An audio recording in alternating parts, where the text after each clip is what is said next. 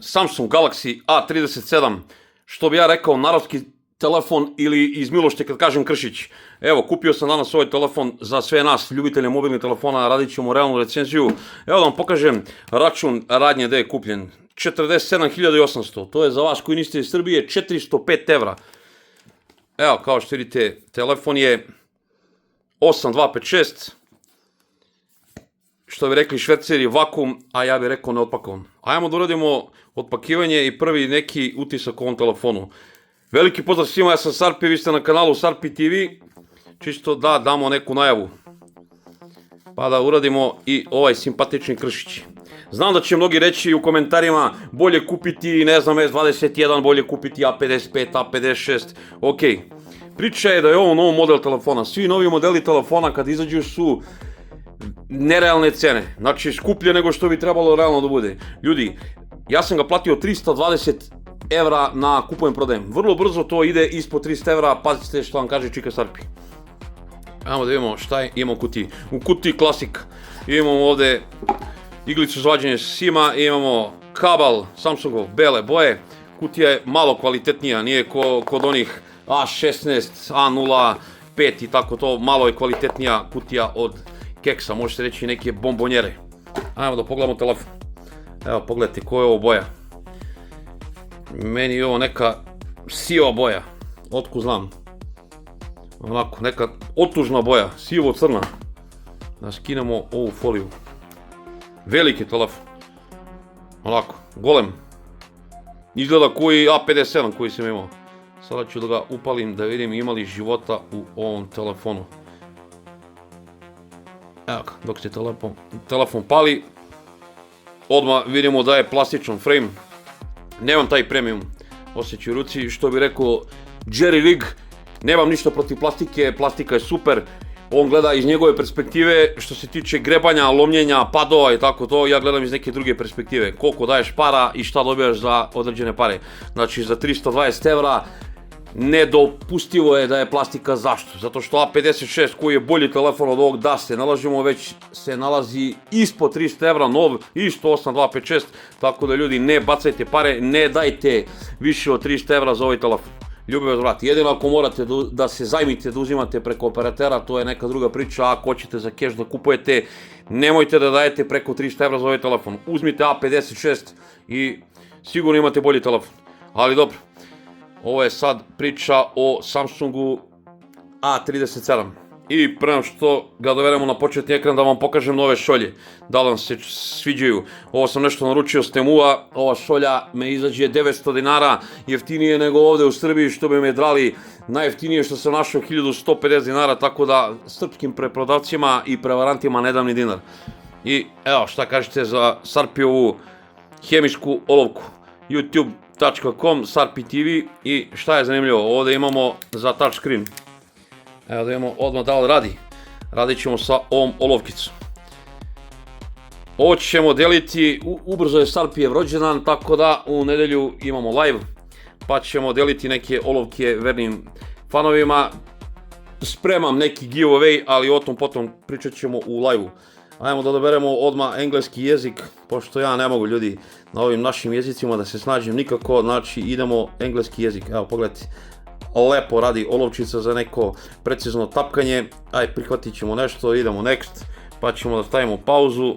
Evo, diže se polako sistem i odmah ćemo neke preporučene aplikacije da odštuljkiramo koje ja uopšte ne koristim. To su oni Samsung bloatware aplikacije. Evo, ništa od ovog meni ne treba, znači kome treba to je ok, znači ni gaming hub, ni ništa od ovog meni ne treba. Tako da ćemo sve to da odštuljkiramo i ovo, nećemo ništa da instaliramo.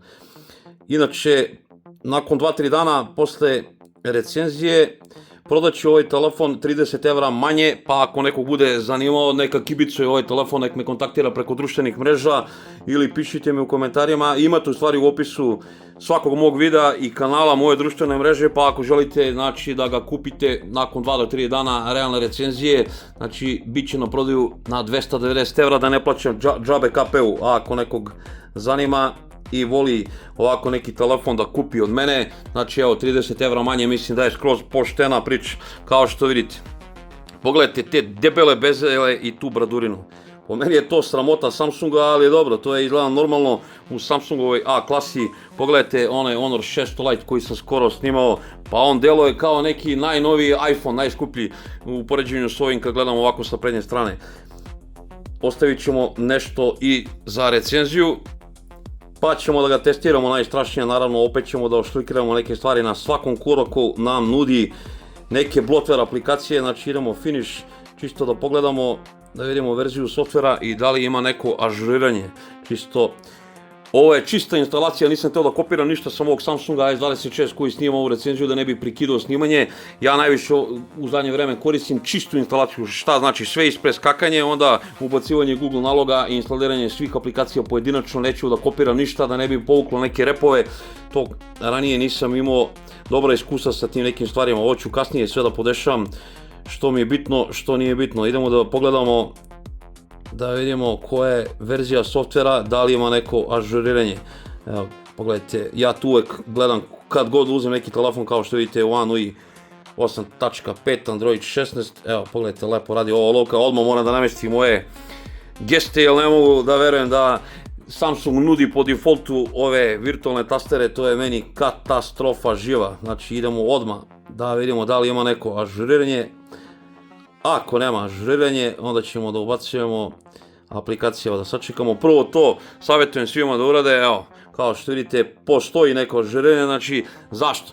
Vi dok ubacite sve vaše aplikacije, neke druge stvari i onda imate ažuriranje, to nije dobro. Kada dignete sistem, prvo uradite ažuriranje, pa onda instalirajte aplikacije i tako te stvari, onda ću kasnije da ubacujem svoju biometriju i kreće još danas na žestoko testiranje. Narednih par dana dušu vadim ovom telefonu kao i svim drugim telefonima i radit ćemo, trudit ću se najrealniju moguću recenziju bez tih nekih stvari, uzmite ovo ili ono. Već sam vam rekao, bolje je priče uzeti A56 ako želite da kupite Samsung, ako ne želite imate Honor, imate Xiaomi, imate Motorola, neke druge stvari, tako da u narednih par dana kidam ga kao i svaki drugi telefon, potrudit ću se da maksimalno vam pokažem zaista kakav je ovo telefon, bez bilo kakvog hejta, onako objektivno iz mojih nekih naočara što ja kažem. Pišite mi dole u komentarima na šta da obratim pažnju i šta bi voljeli nešto novo da vidite možda u nekoj recenziji, da ubacim nešto novo što inače nisam, zato što neki se žale da su monotone recenzije.